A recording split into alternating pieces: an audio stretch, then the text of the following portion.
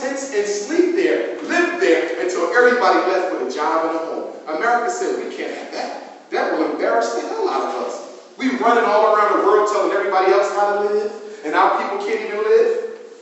So he's out in Memphis, Tennessee, April 4th. He comes out onto the balcony. He catches one. Boom. Who killed Dr. King? The CIA and the FBI paid the Italian mafia of Memphis, Tennessee to assassinate Dr. King. He was killed by a hitman, and the Green Berets of the United States Army was the standby shoes. You say, how do you know this? Because Dr. King's personal attorney, a white man by the name of William Pepper, sued the United States government on behalf of Dr. King after he died, on behalf of the family, proving that it was the government that killed Dr. King and not no damn James Earl Ray. They won the case, but it was never publicized. I'm saying this because you got to know how wicked these devils are. They wicked, y'all. Don't let your religion blind you to the true nature of your enemy. Because I read the Bible like you read the Bible, I read the Quran, I read everything, and you know, you read it, you start getting a little fuzzy. You say, you know what, I think we can work with these people because God works through everybody. Not them! If you keep your faith in your enemy, then your enemy will always be able to control you. We are too loyal to them. I'm not asking you to hate. We Africans, we don't hate people.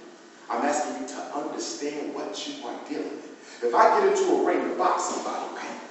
I got to know that enemy. I got to know him well. If I go in there and take him light, I'm going to end up on my ass. Am I wrong? Don't I got to take him serious? If I go in there thinking he just want to hit me a little bit and win, and he's coming in throwing boom, boom, boom, like Ali, boom, boom, boom, I'll be on the ground. So you step in the ring, you got to recognize who you're dealing with, or you catch your ass sleeping. Wake up and stop sleeping. Marcus Garvey was once asked, are you an African or are you a Jamaican? Are you an African or are you a Jamaican? Are you an African or are you a Jamaican? And Mr. Garvey said, I would never, ever, ever give up a continent for an island. I am an African. And we all are Africans. Whatever we are, put Africa first. Africa goes first, always. Drop your petty differences. I don't care what your religion is, how much education you got, what language you speak, where you live at. One race. What did Garvey say? One God, one aim, and one destiny. He said we are treated the way we are treated, not because we're black, but we're not organized. We don't manifest the power. So I'm here to say that some of us young people, we ain't quit yet.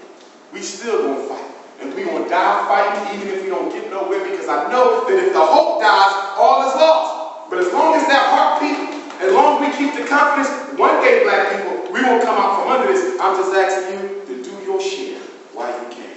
I share. I'm done. Any questions? Education, psychology, Garveyism, Pan-Africanism? Any questions whatsoever? Well, look, I got my card. You ever had an issue with your